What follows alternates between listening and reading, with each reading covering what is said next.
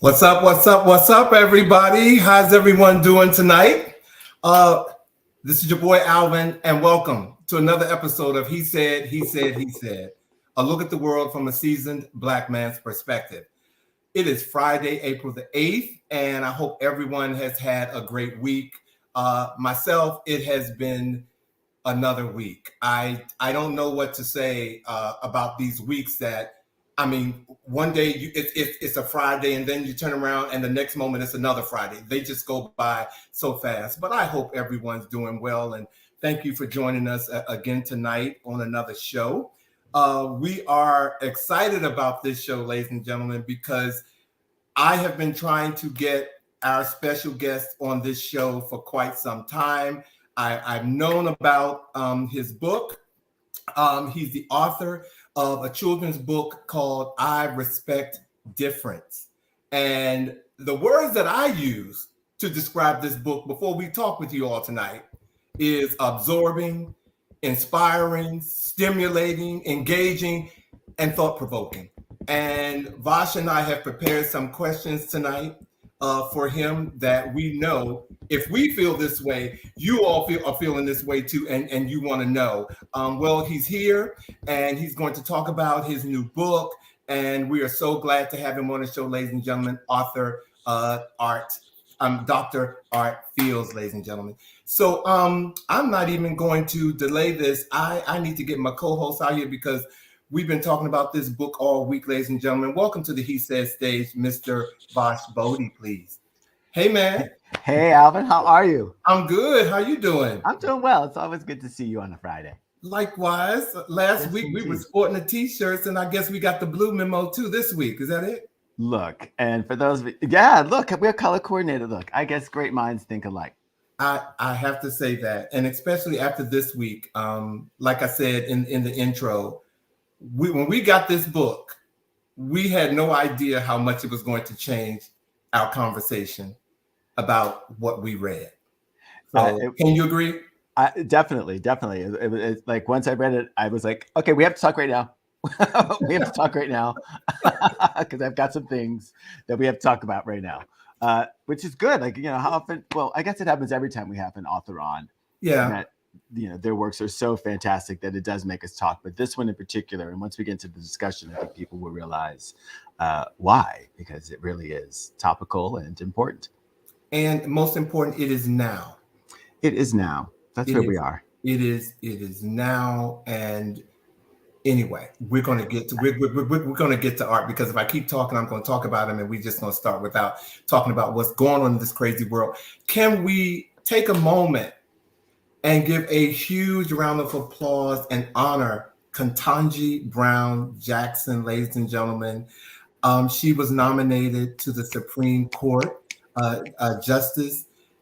232 years that this the Supreme Court justice has been in effect, and there's never been a Black woman on the panel. And so, wow. Incredible. Congratulations, not only to her, but to all of us. Yeah. Right. Yeah. To all of us. That perspective, her experience, and her approach is absolutely necessary and something that we definitely need. I am so looking forward to seeing and hearing what happens now that she's on the court. Yeah. I was hoping, and believe it or not, I'm going to be honest with you. I have today, when I was listening to her speak, and, I know it wasn't enough time, but at that moment, I just wish that I knew a female judge or female lawyer that I could call to say, please, can you come on the show tonight? I want to know what this means to you as a Black woman, having this happen in front of you today. What did that mean? And so I just couldn't. I wanted to call someone, and I, again, didn't have time. I wish you had let me know, because I know many Black female attorneys. As a matter of fact, one female attorney that I know is the reason why I know our vice president, because she was not only at the bridal shower that I threw for my friend, Kelly Dearman. Mm-hmm. Hi, Kelly Dearman, because I know you and your nephew watch the show. She would have definitely had some things to say. Well, you know what? it is never too late because she will be there for a lifetime, and we will always have some things to say. And the next time she gives a brief or as a review that she gives, it'll be lovely to have someone come on and give sort of a counterpoint to that. So we can work that out. Thank you. I definitely would like that. Hey, Rose, thank you for joining us again tonight. We're so glad that you're here. Also, I don't want to beat a dead horse, but I got to bring it up. The Academy finally made a decision on what they're going to do with Will Smith. Yeah. And they're banning him for 10 years from the Academy and all of the awards events and the publicity, engagements, and even virtually, he has been removed. Wow. Yeah. Now, do you think that the other award ceremonies are going to follow suit? Because technically he's a musician. The Golden Globes are not connected to the Academy Awards. Do you think the Grammys and perhaps the Golden Globes might ban him as well? Well, here are a couple of things that I say that will be used to set a precedence from here on in.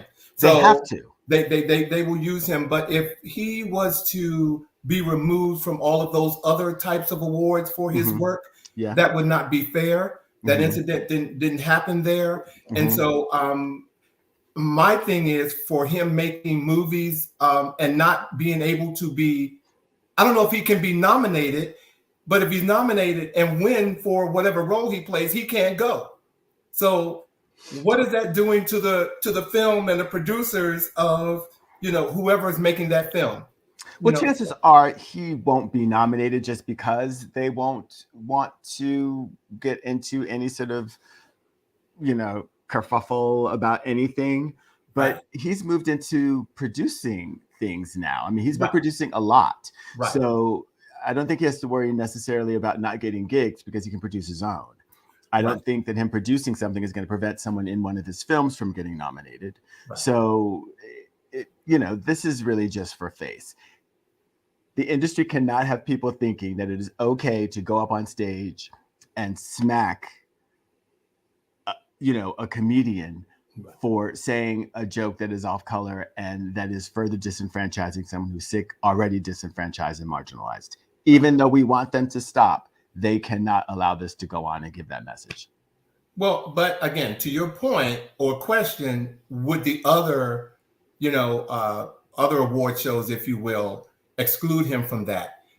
I don't think that that's fair. I don't think that would be fair to do. But again, we will have to see. But my opinion is that he should be held accountable for that. Hey, Scott, thank you for joining us tonight. Hey, George. And we have Eric Dorsey. Clearly, him and Sean are fans of Art Fields. They have said that they love you, Art. Okay, so he's backstage, ladies and gentlemen. He's coming out, Eric and Sean. Thank you both for joining the show tonight. And if I can say, there are a lot of people who listen to our show live on Facebook, Twitter, and on YouTube. But we also have an audience that is growing in our podcast. Yes. And someone reached out to me to tell me that they listen every single week. So I just want to give a little shout out to Nanette Falk, who is probably in her garden right now on Saturday when our podcast is posted out in Portland, listening to this podcast. So Nanette, may your plants grow healthy. May they produce lots and lots of fruit this season. And we love you for listening. And he said. Thank you. Thank you, Annette. Hey, look, I also want to let our viewers know tonight, if while you're watching the show tonight, please go to our he said live at Gmail page, and in the subject type in I respect difference, and you would be added to a list of folks to win a book from the book I Respect Difference, and it will be autographed by our author, and we will mail it to you. But you have to go to our Gmail account. He said live at gmail.com, and in the subject put I respect difference, and put your name in the body so we will know who you are, in case like your email address is I'm too sexy for you, but your name is really George Franklin. So just make sure that you do that, because we want to make sure that we get this book to you, because I'm telling you all, it is absolutely one of the best conversation pieces I've seen in a while. So, Vash, are we ready? Oh, wait a minute. Derek Kimbrough. Hey, Derek from Chicago. Thank you for joining us tonight. And Bobby Edwards. You know, Facebook said that we were only 11 years as friends, but that's about 4 decades. You know, Facebook lies sometimes, but they don't know. They don't know. They don't know. But thank you all for joining us tonight. So are you ready for this conversation, Vash? I am so ready to meet this author of this book and talk about it. Okay, well, our special guest tonight, ladies and gentlemen, is a native New Yorker, and he's proud of it. He obtained his Bachelor's of Science degree at Bowie State, his Master of Social Work degree from Howard University, HU, for those of you out there. I know you're out there. And in 2006, received a Doctor's of Philosophy degree from Capella University. He's a proud member of the Alpha Phi Alpha Fraternity Incorporated and the author, ladies and gentlemen, of I Respect Difference. Please welcome to the He Said stage tonight, Dr. Art Fields, ladies and gentlemen. Hey, Art. Hey. Welcome. Thank you both so much. Thank you, Bosch. Thank you, Alvin, for having me on your show. Well, absolute pleasure. Thank you. You know, I've been trying, like I said, you next to the Kardashians, you're like one of the hardest person to try to pin down. Okay, but you know, we did it. Field goal. We did it, Vosh. Okay, we yes, did indeed. it, and we have him here. So you know, like we talked about backstage, this book moved us, Art. I appreciate and that. So, but what it did also do was move us to all these questions. So we got questions, man. So I'm going to kick off the show tonight. First of all, okay, again, thank you for being here. And for our viewers, tell us a little about I Respect Difference and the story world you've created. So I Respect Difference is an extremely intentional title. I called it respect. I use the word respect versus I accept difference because ideally no one has to accept anything. And ideally none of us operate in this space where we just accept everything. But there is no right of anyone to decide that they will not respect somebody or something. And respect can look very different. You can operate in your respect and be extremely quiet about it, but you don't get to be disrespectful and make people feel bad. I'm not going to spend a lot of time talking about the specifics because I feel like it's going to come out during the questioning, and that way we can save a little surprise for all of your listeners as we get to it. But ideally, one of the things that catapulted me to write the book was actually, it's easy to be an advocate of something that makes you extremely comfortable, but when you have to step and jump over that fence and learn and be sensitive to others and other people's, I don't want to say the word struggle because it's not a struggle based on what I wrote the book about. It's actually their happy self. So when people are being their happy self, how dare you not respect them? How dare you not honor them? How dare you not ask questions? But I also will say those of us who are on the end of those situations or living a different experience have to be open to answering questions and not assuming everything someone asks you, they're trying to be funny or they're being shady or how dare they? They could actually be operating from a space where they really don't know.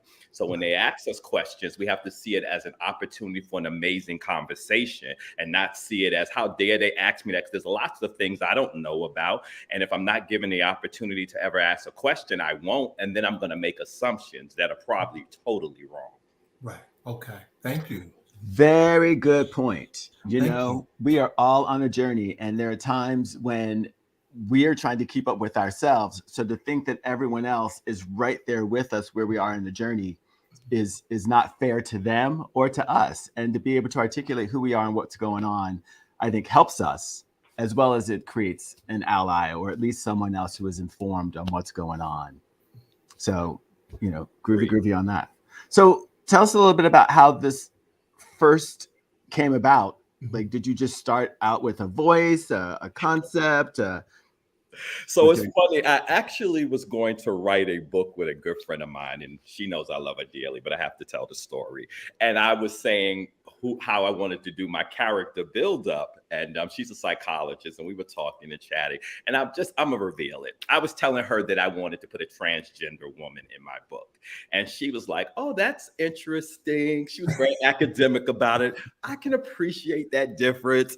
And I was like, you know what? We're good friends. I'm gonna write my own book, because my calling was to add a transgender woman to the book, because in my experience, and I spent 20 something years working for DC public schools, and sometimes we were often helping children as well as adults transition. And I got to know more and more about it because I wanted to learn. I endeavored to learn. I'm not a member of the transgender community. I was like, I want to know more about this. And then just understanding, for some people it's a life or death situation. I was like, I'm going to figure out a way to intertwine it into a children's book. And honestly, I wrote the book for adults, but it's a children's book. But knowing that most adults read what they let their children read, it was a good way to get to the adults.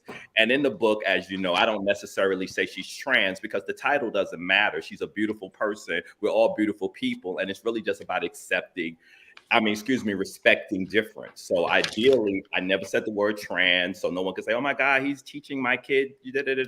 No, words never mentioned. As you know, I use the analogy of a butterfly and a caterpillar. She was a caterpillar that decided she always knew she wanted to be a butterfly and decided to become a butterfly. And the reason why I specifically use the butterfly is because I've never heard anyone say a butterfly wasn't beautiful, and I never heard anyone say a butterfly was male or female. I think I would love somebody to show me the difference. Like, if there's a difference, please point it out to me. So that was very intentional, because butterflies exist in this place of just beauty and wonderfulness, and that we ought to look at them. And that's how I wanted people to feel when they thought about Mrs. Brookings. Well, you went right into it, because I was going to ask you, why did you decide to write this as a children's book to tell this story? I was getting ready to go in, but see, you know what? You're just so art for me. But I want to know, what was your childhood like? And did you need a book like this when you were growing up? No, I didn't. Not at least I didn't know I did. Okay, let's put it that way. I was extremely blessed. I grew up in a 2-parent household. Both of my parents are professionals. My mom's a professional nurse. My dad was a pathologist. I went to Catholic all-boys school. Me and my sister still to this day, every time we answer the phone, we go, what's up, bestie? We're still really, really, really close friends. So I was extremely blessed to grow up in an extremely loving African-American, I call it Black excellence type of household. It just truly was a blessing. And call it what it is. It was truly a blessing. I thank God for my mom and dad. They were like extremely pro-education. And I will say, as a child, I think my mom and dad were very open-minded, but I didn't really know what any of those things meant, because I grew up in one of those households where, kids don't really get into adult conversations like they do now. Like, as soon as my friends came in the house, we knew like robotically to run to our bedrooms and mind your business.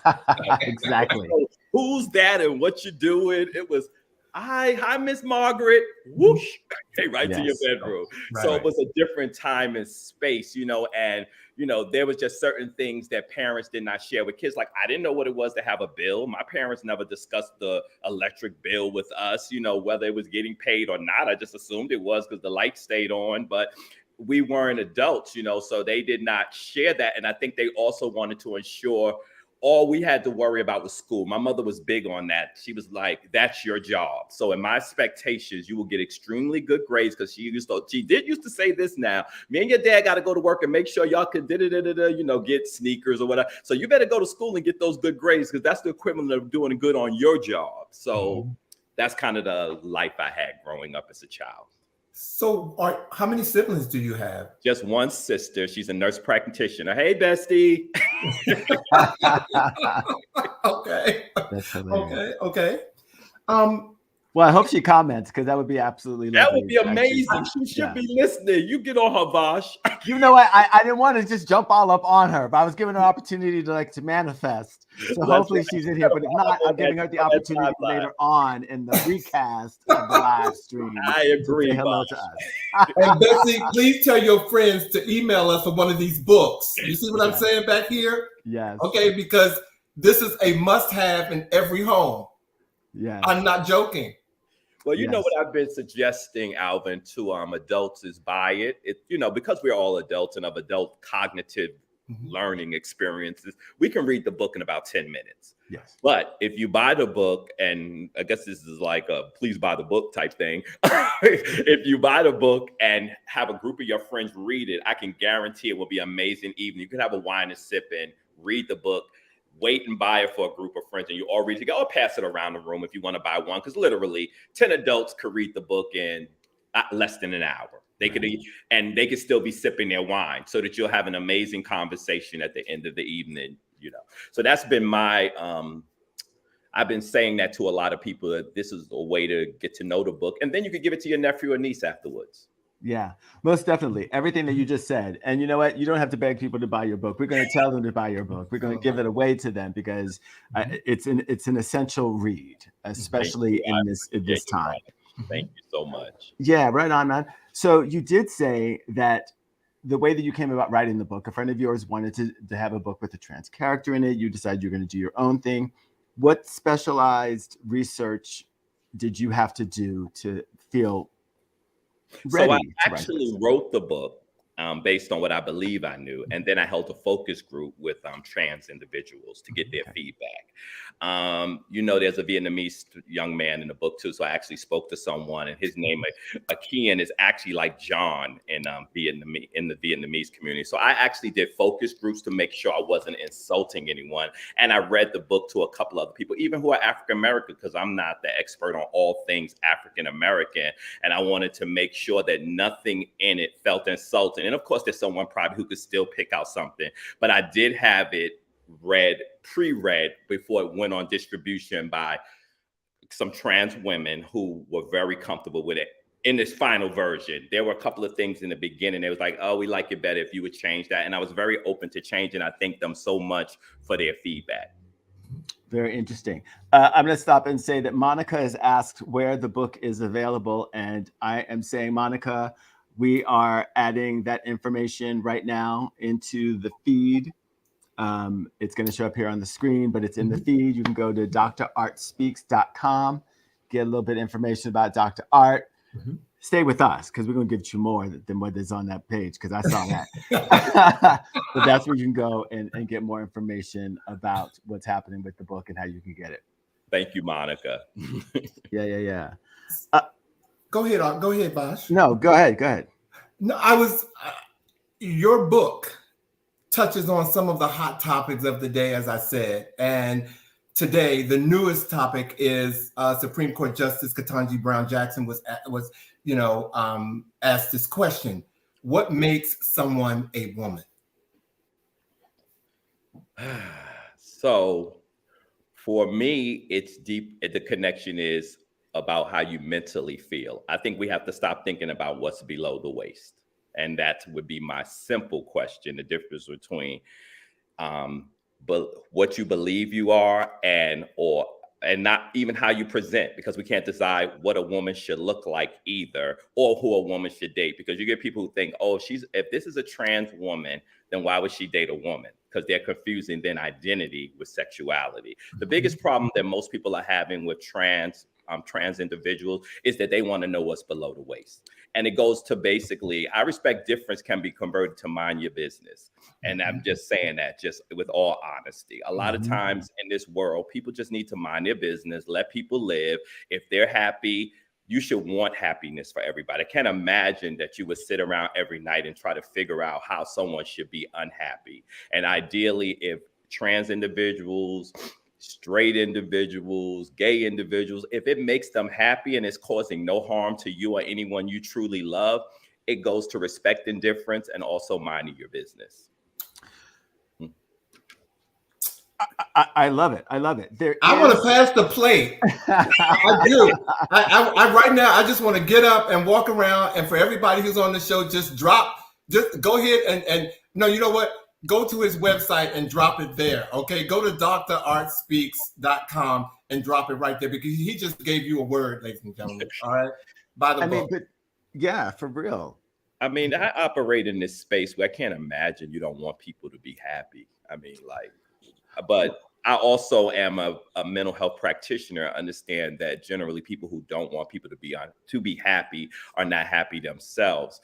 So that's why mental health and everybody should have a therapist. If I could say anything else on this show, I would say every single living, breathing individual should have a therapist. Your therapist, you should not look for a therapist when you believe you need a therapist. You should look for a therapist so you will never feel like you need a therapist, because you will already know how to identify when you're going into crisis mode or something is affecting you. So, because that's what therapists do well. So if I could say anything else leaving here, please, everybody should get a therapist. And I wish Black people would know them around. Therapy is a good thing, and we would openly be having conversations over brunch about, oh, that's what your therapist said. Well, girl, let me tell you what my therapist said. That would be a dream world, because we would have a healthier world. Yeah, I agree. I'm still trying to have those conversations with people. Thank you, Art. I really am. And it sometimes pushes people away, but I guess you got to be in that right place. Somebody has to lead the pack in order to receive it. So thank you for that too. Well, we take mental wellness very, very seriously here on I love it. On He Said, He Said, He Said. I mean, we have a whole series on mental wellness. And if you haven't seen any of the programs, and if some of the people who are tuned in for the first time have not, please go to either our YouTube channel or to our Facebook page, and please check out either some of the clips or the full episodes where we really go into aspects of mental health. Mm-hmm. Since we're on this whole concept of kind of gender, we've been sort of talking about gender, I do want to go a little bit deeper. I'm happy that you had a focus group where you had trans people come in, but there are certain terms that you use in your book that I really want us to go into. Okay. Because we've been talking about gender as man and woman. Alvin asked you what a woman is, but in your book, you kind of use the terms male and female, which are really sex terms. Can we talk a little bit about that? You feel good about talking about that? Yeah, I'm absolutely comfortable with talking about that. Yes. Cool. Because, well, let's go into that. So, you know, there's ideally, because of the grade level that it was written for, that's generally where they are cognitively. They still know boy means this, girl means that. And I actually didn't write the book to try to figure that out for them. I feel like that's a conversation I would leave to a parent as I mind my business. Mm-hmm. But Miss Brookings, I'm going to use her as the example, identifies as female. So I always called her female because that's the way she identified, even as she transitioned and told them on the first day of school that, you know, she felt like a caterpillar that wanted to be a butterfly. So I began to call her Mrs. the entire book. There was one point in the book where, you know, kids are slipping up, and I did that intentionally because that would happen. You know, if you're a little Johnny and you're used to Mr. Brookings in second grade, then he becomes your third grade teacher. It's a very honest mistake.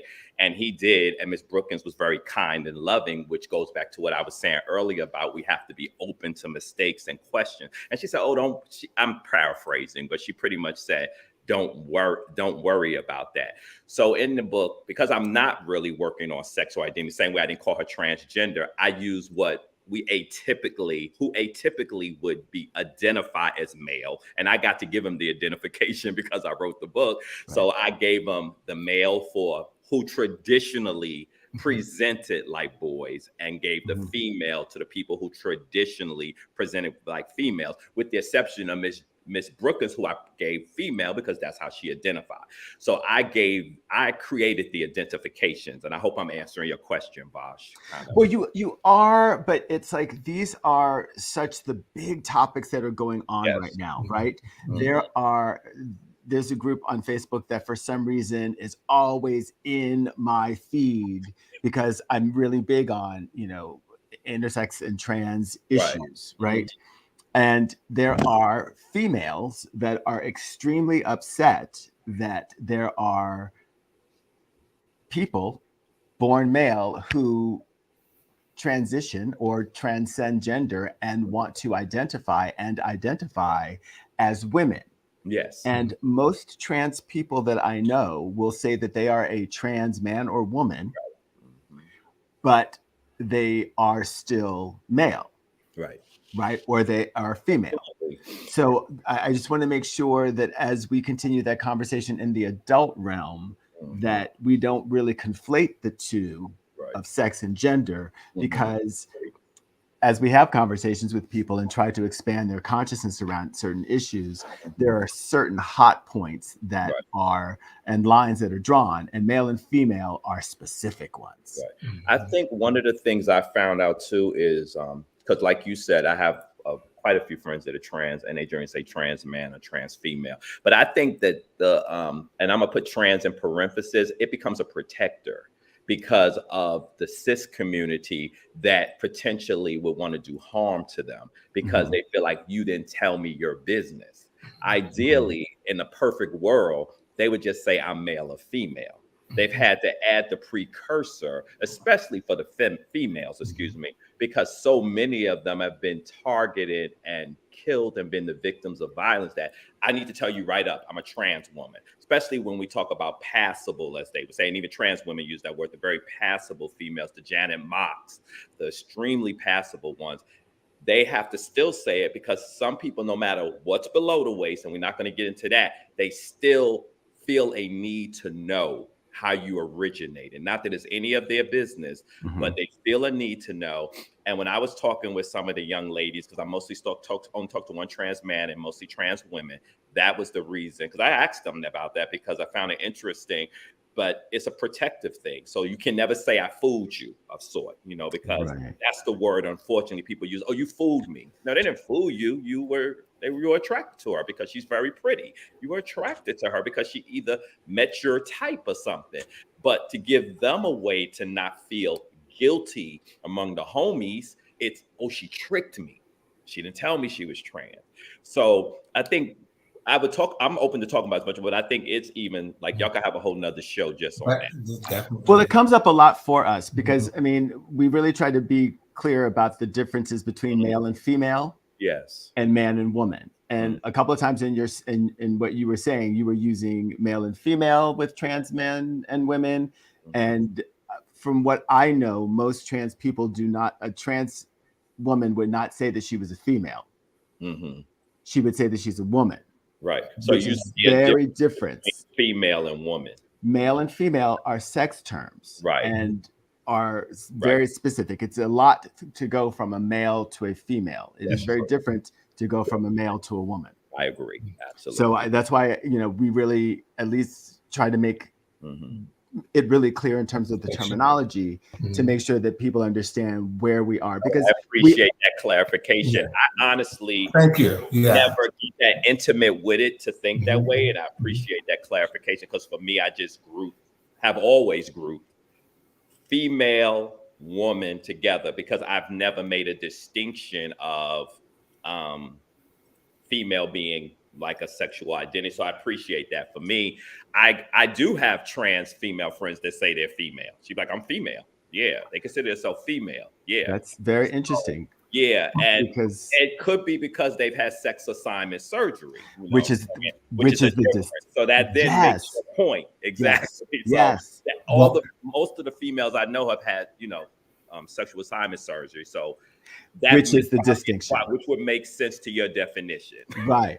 And it does make that distinction. And even still within that, there's still, shades of that, right? Someone born biologically female is going to menstruate, whereas someone who is transitioned to female will not. And someone who is just basically a trans woman may still have things that were with them from birth. Right. So there are so many different levels to all of it. And I agree with your comment at the very beginning of the show, which is like, look, let's just get to a place where we can just see everybody, let everybody be where they were, because there was a time in history where that was the case. I agree. Well, I appreciate that part of the discussion because Vosh and I talked about that. And so, no, this is a good education, for everyone, particularly myself. So thank you, Art. Thank you, Vosh. But we can definitely have a whole nother show and a panel. And I'm going to give you an invitation right now, Art. Definitely would love to have you come back as well. I have a question about what's going on right now. The Don't Say Gay bill. How does I respect difference fit into what's going on in Florida with that particular bill? Without insulting many of my very favorite people from Florida, I just think I just think it's really hard to give any credence to anything that comes out of Florida. I mean, it's total foolishness. I mean, I'm not. How do you monitor that? You don't put things in place that you can't even monitor. So what are you gonna do? Run around with the new gay police? And I mean, it's just the most foolish thing. I just feel like the more energy we give it, we like pound the gavel on insanity for them. You know, I'm just like certain things. I just don't have the bandwidth to let occupy space in my head at all. I'm like, and something as foolish as that, I really have no opinion and definitely have not thought about the connection between that and the world I'm hoping that will come out of reading a book like I Respect Difference. I've had grandmothers buy 7 copies because she's like, oh, I don't really know about da-da-da, and talking to her in Nordstrom's and had a book signing there, and she bought them for all her grandbabies. So that's the world I'd rather think about versus some foolishness coming out of Florida about don't say the word gay, because the word gay means happy. So what if you be like, I'm feeling extremely gay today? How does that play out? It's just the most foolish thing I've heard in a long time. Well, let me ask you, what age group is your book written for? So it's written for elementary. It's written from like first grade all the way up to about 6th grade, because it's really more about cognitively where you are when it comes to reading and less about age. There are adult learners who still read on an elementary school level. But if you were to do a typical child who's on grade level, it'd be like first grade to maybe 5th or 6th grade, somewhere in that range. Because, you know, the Don't Say Gay bill, HB 1557, is about exposing children to material who are 0 through 5 years old that are not quite ready, apparently, to be able to process this information. And, you know, your book potentially falls within that kind of audience, right? Exactly, where they're like, this is the book that we're saying we want in our school. And here it is beautifully doing what, you know, look at it, right? Alvin has a picture of it up.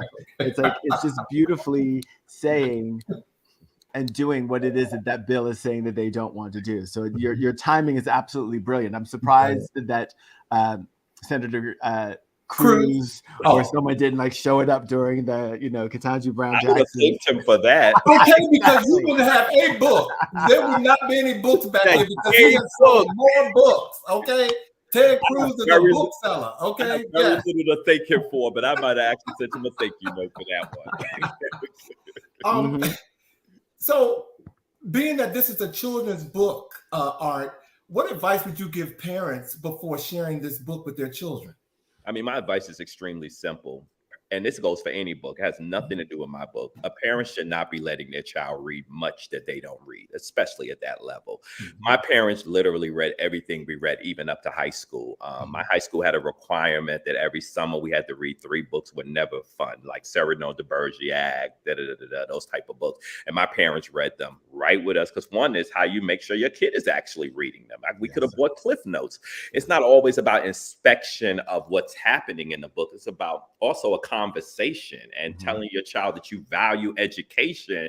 And if you have to read this, I can go back and read it with you and make this a family experience. So I would say to them, regardless of the book, read it first. You know, because make sure it matches your family values. Make sure that you can actually hold a conversation. Make sure that your child actually read the book. So there's value in actually reading them and turning off the TV and turning off your phone and doing reading time with your child. Ideally, what I consider a romantic date is I would read a chapter to somebody and they would read a chapter to me, and we just lay there and read. Maybe that makes me a nerd. You can even come back on the dating show, okay? Because let me say hello. Let me say hello to some. Monica, hello, Sean. We said hello to Eric. Anthony Clark is on here. I don't think we've acknowledged you today, Anthony. Thank you for joining the show. And Anthony had a question that we will hopefully try to get to as well. What are the 3 top takeaways you want the readers to take from this book? We just might. Well, thank you, Anthony. We have that question in queue. So thank you. Yeah. You know, speaking to that question before Vash asked you another question, in how, you know, I said about how what advice would you give parents? One of the things in your book that I love, you have blank pages in the back. And I thought, when I thought about that question, I was like, I want to know, why did you put those blank pages in the back of the book?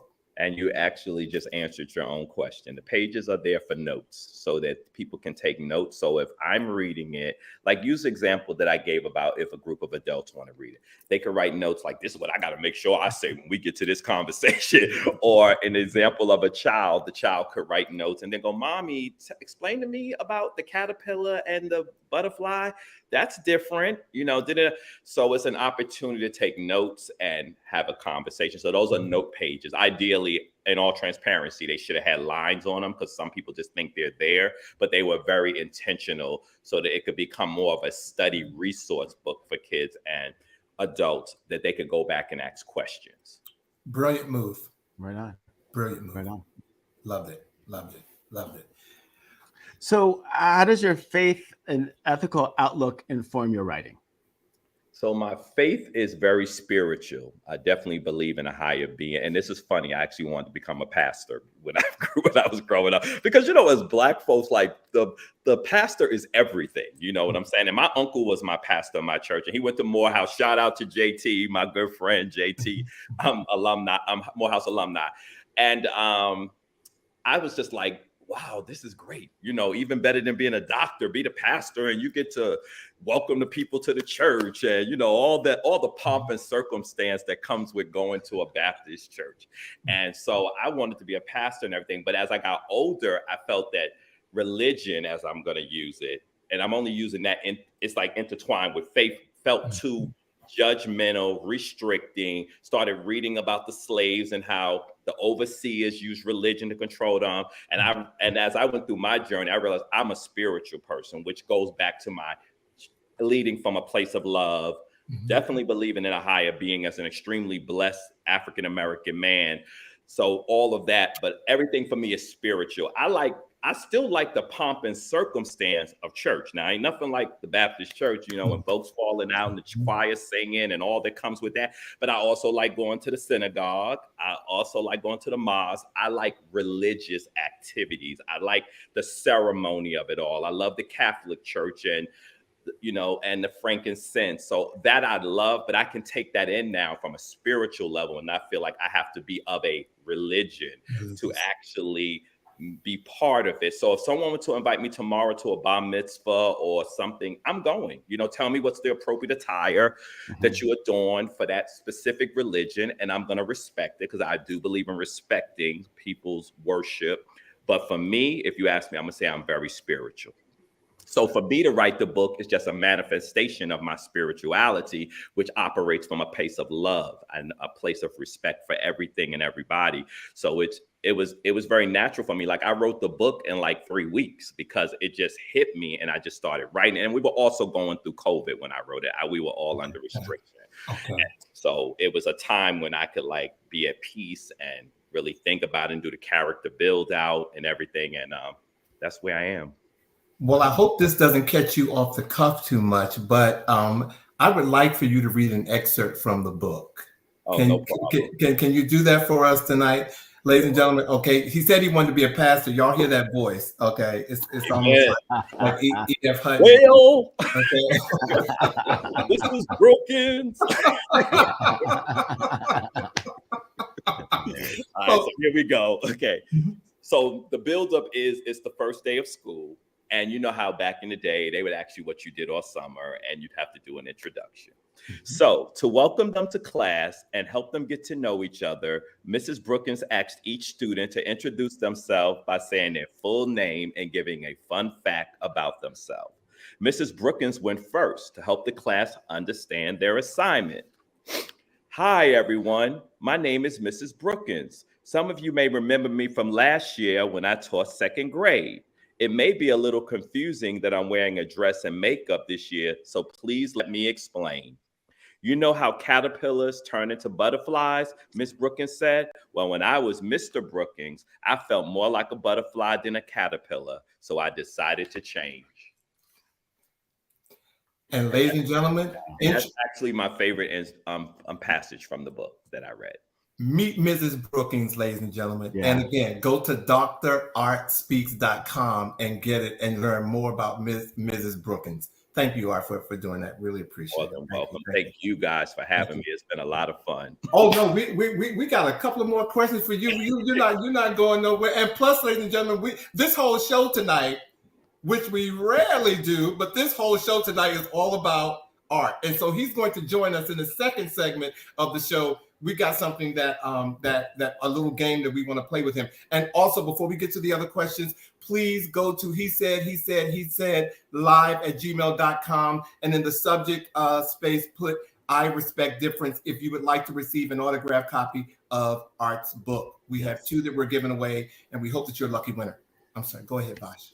No, you showed the book, and your illustrator, Taisha Bradley? Taisha Bradley, yes. How did you connect up with her?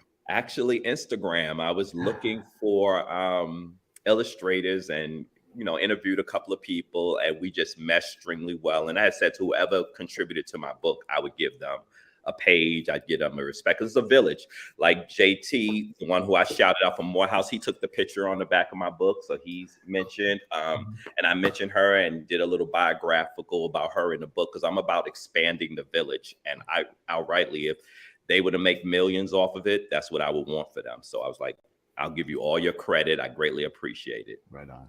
So, Art, what is the impact that you hope I Respect Difference will have on the world? I hope I Respect Difference will ultimately create a conversation where we won't have to have these conversations, where it's just become so normal that like this is not exciting. Like, why are you talking about Art's book? Because these are beautiful, loving people. So who are you talking about? That's so 2020, I'm saying 2021. So ideally, that's what I would hope, that this becomes blase. First, I hope I make the New York Times bestsellers list. Okay. Conversation. But ideally, all jokes aside, I really just want this not to be a conversation at some point, Right. Gotcha. I see that a couple of people have asked a question also. Rose, I don't know if we can get to this, but Rose said, are there suggested discussion questions? There are, but actually let Rose know that if she can hear me. Hey, Rose. We'll translate. If Rose, I'll give my email at the end, because that's the best way to get in touch with me. If Rose hits me up and she decides she wants to do some type of reading, I'll pop in and say hello to everybody and ask the questions. Okay. Thank you. And I did see a question from Anthony. And if unless Bosh have any questions, did you want to ask him any more questions? Because this question by Anthony, I kind of want to know too. Well, you can ask that, because I do. Eric had just asked the same question that we were going to ask to sort of wrap up. What is next for you? So actually, most of us are old enough to remember when books were series. Like, we would look forward to reading out Archie or this. So this is actually a series. The next book is called Hakeem the Dancer, and it's based on Hakeem.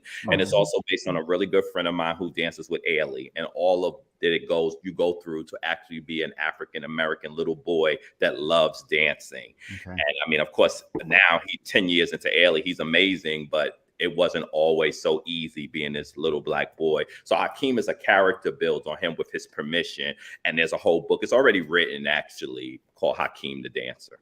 Wow. Also a children's book? Yes, a children's book. So each character will get their own build out. Like, you'll hear more about Elizabeth and the basketball and Javier and the king. And so it becomes their book, with Miss Brookings still continuing to grow and interweave herself throughout the class. Yes. Right. Beautiful.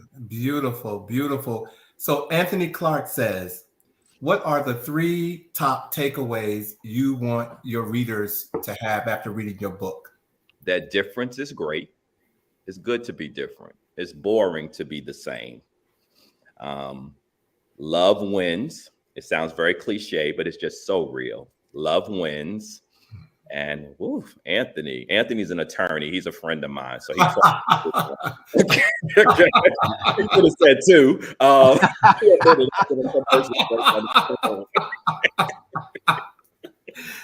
Oh, so okay. Right I need a minute because I want to be okay. That's what I really feel. I can't make up one. I can't think of one right now. I'm sorry. I am going to put your email address up here, and I just want to make sure. And if I got it wrong, just tell me. But it's a live show, and sometimes you can't like speak and and do all the other It's things. appropriate. I see it. It's absolutely correct. Thank you so much, Al. Okay, there you go. Okay. Yes. So we're going to put his email address there so that you all can get in touch with him.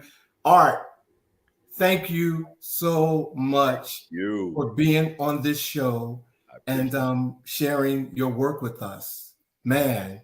Yeah, it's beautiful. Yes. Thank you. Thank you. I don't even know how to say it any bigger than this, but just thank you. And anything that he said can do to help propel your book and your work, we are ready to do that. Oh, Derek from Chicago says, as an educator on the elementary level, it's exciting to see another book highlighting people of color. Glad to hear that there is more to come. Bravo. Thank you. Thank you for that, Derek. Well, we're not letting art go like we said, because we've decided tonight that because of the Grammys and because you all don't know, but Art is my fashionista. Okay. I give him like high props. Okay. I very rarely give people these kind of props, but he get them. But we're going to talk about the looks at the 2022 Grammy Awards. So, Vash, if you ready, these are what we calling our best. Now, Art, you may not think so, but we just picked some best. So, but Art, we want to hear what you have to say. So let's go with it. All right. I have nothing to say about this one. So you said this is the best? Well, yeah. I chose this one. I think that this dress is so lovely. I love the ombre. I love the paillettes on it. I think that it is shimmery. I think this is saying award ceremony. I think she looks fantastic. Okay. This is Givenchy. Come on now. Okay. You ain't got nothing to say about it? I think that it's simple, but it gives me very prom. It's not giving me something that someone else could not own, So when I think Grammys and the amount of money that these people have, I just expect a little bit more over the top, a little bit more couture. I mean, because I feel like it's very off the rack. It's not anything that for me is like, wow. So and my style is a little different. Okay, so fantastic. Let's go to the next one. I love this. This look is everything. Yeah, this simple, is it. Pink, my color. Simple pink, my color. I totally approve. Trevor Noah. Me too. Trevor killed it all night. He changed blazers like 3 times and every time. And they fit. And they were all Gucci, and like it was just amazing. Yeah, he looked really good. They all fit. Yeah. Now I like this, but this to me was like, okay, this is just one of the jackets I have in my closet. Right on. But I think he looks fantastic. I thought he looked fantastic. Megan Thee Stallion and Roberto Cavalli. I gave her a no across the board. I was so mad and angry with her, but that's it. That's all I'm gonna say. I love this, and this is a throwback to the dress that Aaliyah wore. Aaliyah also wore Roberto Cavalli back in the day, and this is just sort of a different take. It was an animal print, very similar dress, and I thought that she looked absolutely stunning, and I love the homage to Aaliyah. So I actually like it because it's her style. You know what I'm saying? One of the big things about you either want to call it fashion, style, whatever, you have to feel comfortable. I felt like she was empowered because she felt extremely comfortable, and I definitely don't hate it. So I think that, and I like you, Vash, I do appreciate it. I just read that recently that it was out of respect to Aaliyah. So you can't go wrong with that. Definitely. What you gonna say about Aaliyah? Oh, I love Aaliyah. I'm just gonna say respectively, Aaliyah. Right. Aaliyah is everything. I'm gonna give you all the best 2 out of 3 and be done with that, because that was not. Aaliyah is a winner always. Always, right? This I picked this one. I want to wear this jacket. No, what you don't see is that there's piping down the side that matches. I don't think it fits Brandy very well, but I'm saying whoever made this, you make me one, because I can't. It's Johnny Cash on acid. It's okay. Yeah, I loved this jacket, and there were better pictures of it. But again, I thought it was fantastic. I'll hold I can say I love you, Vosh, and be done with that. Mm-hmm. Yeah, when you see me in that jacket, you'll be like, dang, Vosh. No, I love you, Vosh. Okay, I'm sorry. Were you going to say something about that look before? Who picked this look? Which one? This look. This was Vosh. This is also me. I like that. Mm-hmm. There were a few people rocking the silver shimmy cape thing, and I thought that hers was the best of all of them. I lined them all up, and I was like, Paris gets it. And I don't always like what Paris wears. She looked good to me. I gave her a thumbs up. So good choice. Good choice. And my favorite of the night for men, I thought Giveon. You can only wear this once. It's separate. You could wear them. I mean, it's custom Chanel. Yeah. I thought it was an elevated version of the denim jacket and slacks. It's exactly the same cut. I mean, if it was in denim, you would just think that it was the Australian denim suit. He brought sexy. He brought sexy in there, and it looked he looked comfortable to me. He owned it. He does that. Okay.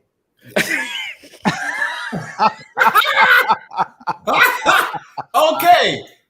Very comfortable. St. Vincent and Gucci. This was one of my favorite Gucci gowns of the night. I like this. This looks like Lucy back in the day walking around the house. I love Lucy.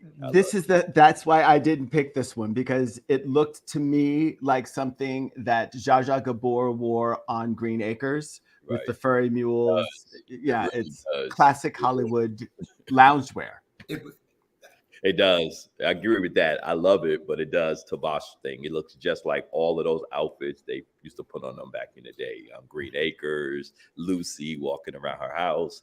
So I absolutely agree. Y'all can call her Barnyard Betty all you want. She owned that dress. Okay, so you can go into the next one. Y'all can go all down. You can go to every farm in the business. Okay, Halsey and Prezi. What's it? How do you pronounce this? Preziot.